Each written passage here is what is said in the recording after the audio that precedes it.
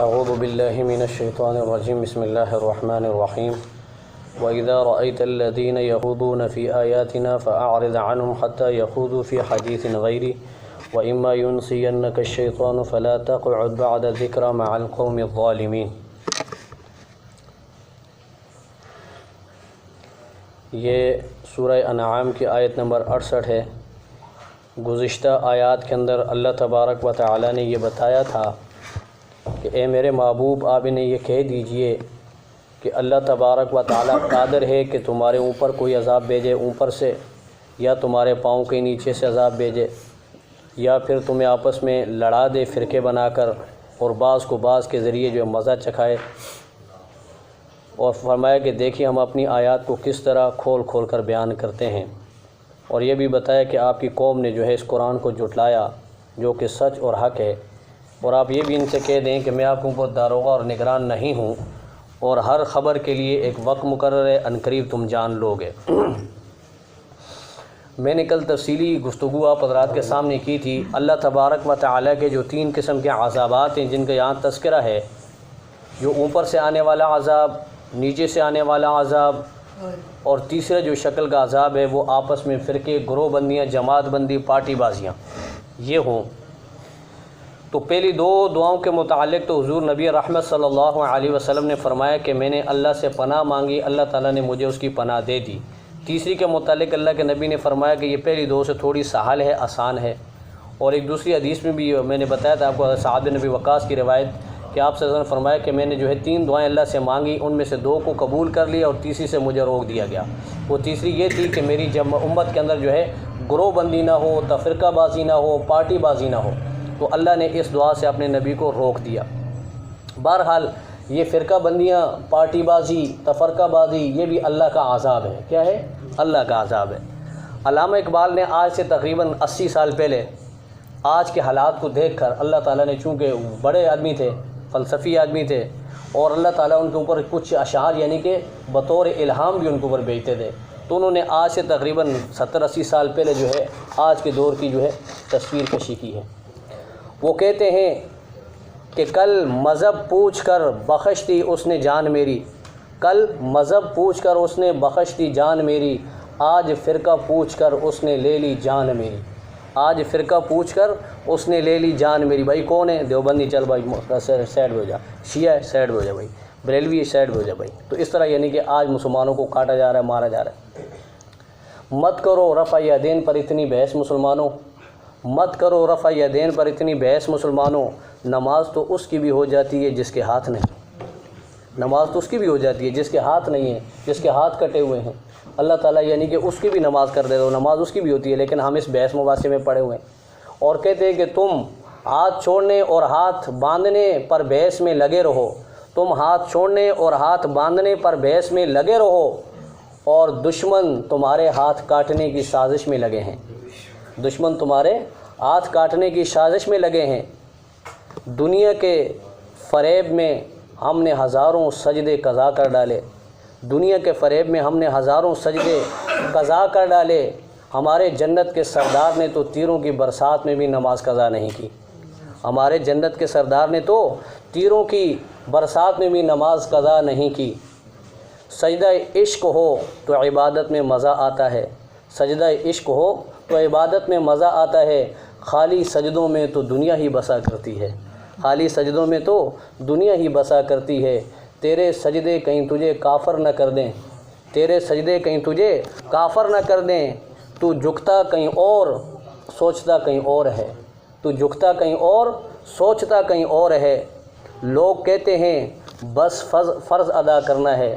لوگ کہتے ہیں بس فرض ادا کرنا ہے، ایسا لگتا ہے جیسے قرض ادا کرنا ہے، ایسا لگتا ہے جیسے قرض ادا کرنا ہے۔ کوئی جنت کا طالب ہے، کوئی غم سے پریشان ہے، کوئی جنت کا طالب ہے تو کوئی غم سے پریشان ہے، کوئی جنت کا طالب ہے تو کوئی غم سے پریشان ہے، ضرورت سجدے کرواتی ہے، عبادت کون کرتا ہے؟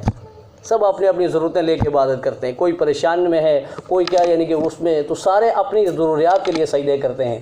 اور آگے علامہ اقبال کہتے ہیں کہ کیا ہوا جو تیرے سجدے، تیرے ماتھے پر سجدے کا نشان ہے، کیا ہوا جو تیرے ماتھے پر ہے سجدے کا نشان، کیا ہوا جو تیرے ماتھے پر ہے سجدے کا نشان، کوئی ایسا سجدہ بھی کر کہ چھوڑ جائے زمین پر نشان۔ پھر آج حق کے لیے جان فدا کرے کوئی، پھر آج حق کے لیے جان فدا کرے کوئی، وفا بھی جھوم اٹھے یوں وفا کرے کوئی۔ نماز 1400 سالوں سے انتظار میں ہے، نماز 1400 سالوں سے انتظار میں ہے، پھر مجھے صحابہ کی طرح ادا کرے کوئی، پھر مجھے صحابہ کی طرح ادا کرے کوئی۔ ایک خدا ہی ہے جو ایک سجدے میں مان جاتا ہے، ایک خدا ہی ہے جو ایک سجدے میں مان جاتا ہے، ورنہ یہ انسان تو جان لے کر بھی راضی نہیں ہوتا، ورنہ یہ انسان تو جان لے کر بھی راضی نہیں ہوتا۔ دے دی اذان مسجدوں میں حی علی الصلاح حی علی الفلاح، دے دی اذان مسجدوں میں حی علی الصلاح حی علی الفلاح، اور بار لکھ دیا تخت پر اندر نہ آئے فلاں اور فلاں، اور بار لکھ دیا تخت پر اندر نہ آئے فلاں اور فلاں۔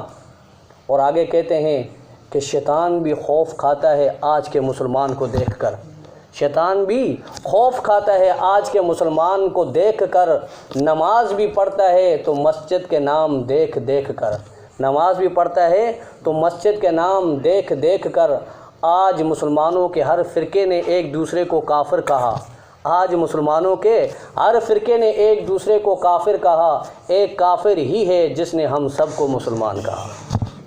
یہ ہمارا حال ہے۔ تو کل جو بتایا تھا کہ یہ جو ہمارے اوپر اللہ تعالیٰ نے عذاب مسلط کے فرقہ بازی کا نا جی، یہ بہت بڑا عذاب ہے، اس سے باہر نکلنا پڑے گا ہمیں، اور آپس میں محبتوں سے رہنا پڑے گا۔ اختلافات ہوتے ہیں، رائے مختلف ہوتی ہیں، نظریات مختلف ہوتے ہیں، عقائد مختلف ہوتے ہیں، لیکن اس کا یہ مطلب نہیں کہ ایک دوسرے کی گردنیں کاٹ دو، ایک دوسرے کو مار دو، ختم کر دو۔ تو اس سے اللہ تعالیٰ ہماری حفاظت فرمائے۔ اب آج کی آیت میں اللہ تبارک و تعالیٰ نے اپنے محبوب صلی اللہ علیہ وسلم، اور یہ بات یاد رکھیں کہ قرآن کے اول مخاطب نبی رحمت صلی اللہ علیہ وسلم ہیں، اور پھر اس کے بعد صحابہ کرام یہ عظیم الشان جماعت ہے، اور پھر اس کے بعد قیامت تک آنے والے سارے کے سارے انسان، اور خصوصاً مسلمانوں کی جماعت جو ہے اس قرآن کے مخاطب ہے۔ تو یہاں پہ اللہ نے فرمایا کہ وَإِذَا رَأَيْتَ الَّذِينَ، اے مخاطب جب تو دیکھے الذین ان لوگوں کو یخوضون فی آیاتنا جو ہماری آیتوں کے ساتھ تمسخر کرتے ہیں، مذاق اڑاتے ہیں اور ہماری آیتوں کا انکار کرتے ہیں، فأعرض عنہم تو آپ ان سے اعراض کیجئے، آپ ان کے پاس نہ جائیے، ان کے مجلس میں نہ بیٹھیے، حتی یخوضوا فی حدیث غیری یہاں تک کہ وہ اس محفل کے اندر اپنی گفتگو کو تبدیل کر دیں، موضوع گفتگو اسلام نہ ہو، اسلام کا کوئی موضوع نہ ہو، حدیث کا موضوع نہ ہو، اسلام کا کوئی شاعر ان کا موضوع گفتگو نہ ہو۔ جیسے آج کل مسلمانوں کو آپ دیکھیں کہیں بھی 2-3 بیٹھے ہوں گے تو ان کا جو ہے موضوع سخن کیا ہوگا؟ اسلام۔ کوئی جو ہے بہت بڑا علامہ بن کے جو ہے اسلام کے لباس پہ گفتگو کر رہا ہوگا،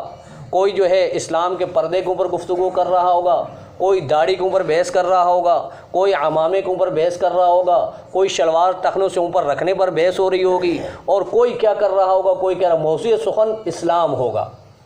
اور اسلام کو اتنا یعنی کہ ہم نے وہ مذاق بنایا ہوا ہے کہ ہر ایرا غیرہ نتو خیرہ وہ جناب اٹھ کے ٹی وی پہ آ جاتا ہے، وہ اسلام کا بہت بڑا یعنی کہ مذہبی اسکالر بن جاتا ہے، اور پھر وہاں پہ آپ ان کی زندگی لائف کو دیکھیں تو ان کی لائف سے آپ پناہ مانگیں گے کہ اے اللہ تو ہمیں اس سے بچانا، اور وہ اسلام کی ترجمانی کر رہے ہوتے ہیں۔ جب ایسے لوگ اسلام کی ترجمانی کریں گے، اللہ کی آیات کا مذاق اڑائیں گے اور اللہ کے احکامات کا مذاق اڑائیں گے، تو اللہ نے اپنے نبی کو فرمایا کہ میرے محبوب آپ ان کے پاس اس وقت ان کی محفل میں نہ بیٹھا کریں اور ان کی محفل سے اٹھ کر چلا جایا کریں، یہاں تک کہ وہ اپنی گفتگو کو تبدیل کر دیں، گفتگو یعنی الگ دوسری گفتگو پھیر دیں اپنی گفتگو کو، تو پھر تو آپ بیٹھ سکتے ہیں۔ فرمایا کہ وَإِمَّا يُنْسِيَنَّكَ الشَّيْطَانُ اگر آپ کو بلا دے شیطان، فلا تقعد بعد ذکرہ جب آپ کو یاد آ جائے تو اس کے بعد جو ہے آپ ظالم لوگوں کے ساتھ نہ بیٹھیں۔ اب یہاں پہ اللہ تعالیٰ نے اپنے نبی کو فرمایا کہ جب آپ کو شیطان بلا دے تو ایک بات تو یہ سمجھ میں آئی کہ اللہ کے پاک پیغمبر صلی اللہ علیہ وسلم مختار کل نہیں تھے، ورنہ مختار کل کو شیطان نہیں بلاتا۔ اللہ کے پاک پیغمبر صلی اللہ علیہ وسلم مشکل کشا بھی نہیں تھے، اگر مشکل کشا ہوتے تو شیطان نہیں بلاتا۔ آپ علیہ الصلاۃ والسلام عالم الغیب بھی نہیں تھے کہ اس سے پتہ چلتا کہ بھائی شیطان مجھے ورغلا رہا ہے۔ شیطان کا ورغلانے کا مطلب یہ ہے کہ حضور علیہ الصلاۃ والسلام کے اندر خدائی صفات نہیں تھی۔ اسی طرح اللہ تبارک و تعالیٰ نے حضرت موسیٰ علیہ السلام اور خضر علیہ الصلاۃ والسلام کا جو واقعہ ہے اس کے اندر بھی یہ ذکر کیا ہے کہ جب شیطان نے ان کو جو بلا دیا تو شیطان بسا اوقات بھلا دیتا ہے، پھسلا دیتا ہے انسان کو، اور انسان کے دل کے اندر بہت ساری روایتیں ایسی ہیں جس کے اندر اللہ نے جو ہے شیطان کی طرف نسبت کی ہے۔ نماز کے اندر یعنی کہ جب برے خیالات آتے ہیں اس کو بھی شیطان کی طرف نسبت کی گئی ہے، حالانکہ وہ تو تمام چیزیں تو اللہ کی طرف سے ہوتی ہیں، لیکن شیطان ان باتوں سے خوش ہوتا ہے کہ اس بندے کا دین برباد ہو جائے، اس کی عبادت برباد ہو جائے، اسے خوشی ہوتی ہے، تو اس لیے نسبت شیطان کی طرف کی جاتی ہے۔ فرمایا کہ جب آپ کو شیطان بھلا دے تو جب آپ کو یاد آ جائے تو آپ اس مجلس سے اٹھ کر چلے جایا کریں۔ ہاں وما علی الذین یتقون من حسابہم من شیء، آپ متقی پرہیزگار لوگوں کے اوپر جو ہے ان مشرکین کا کوئی حساب و کتاب نہیں، آپ سے کوئی نہیں پوچھا جائے گا کہ یہ لوگ ایمان کیوں نہیں لائے تھے اور ان لوگوں نے جو ہے دین کو قبول کیوں نہیں کیا۔ ولکن ذکر لعلہم یتقون، لیکن نصیحت کرنا جو ہے آپ کے اوپر لازم ہے، آپ نصیحت کرتے رہیں، تبلیغ کرتے رہیں۔ لعلہم یتقون، ہو سکتا ہے کہ یہ ظالم جو ہے سمجھ جائیں، اللہ ان کی بات ذہن میں بات ڈال دے۔ آپ کا کام ہے تبلیغ کرنا، آپ کا کام ہے لوگوں کو سمجھانا، نصیحت کرنا، وعظ کرنا، باقی جو ہے ان کے اوپر آپ داروغہ نہیں ہیں، آپ کی یہ ذمہ داری میں شامل نہیں کہ ان لوگوں کو ضرور بے ضرور ایمان قبول کروا لیں۔ وہ آگے سے دین کے متعلق بحث کرتے ہیں، جیسے ہمارے تبلیغی حضرات بیچارے جاتے کسی کے دروازے پہ دستک دیتے ہیں تو اندر سے بندہ نکل گیا جب وہ بحث مباحثہ شروع کر دیتا ہے، تو یہ بالکل نہیں کرنا چاہیے۔ اسے کہو کہ بھائی ہم تجھے دین کا پیغام پہنچانے آئے تھے، ہم نے اپنی ذمہ داری ادا کر دی، اب تو آگے سے بحث مباحثہ کر رہا ہے، ہم تجھے قائل کریں، ہم تجھے 2 دلیل دیں گے تو آگے سے 3 دے گا، ہم تجھے 3 دیں گے تو 4 دے گا، تو 4 دے گا ہم 5 دیں گے، تو یہ سلسلہ چلتا رہے گا۔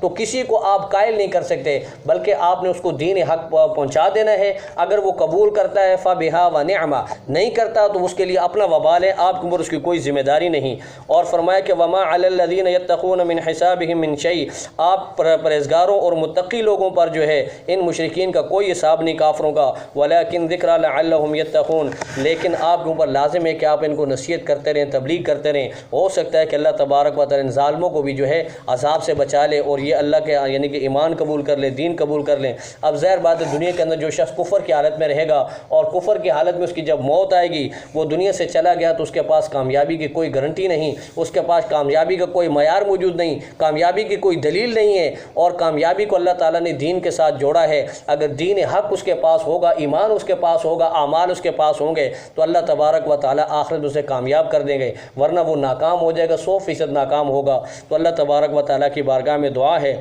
کہ اللہ تبارک و تعالیٰ ہمیں ہر ایسی مجلس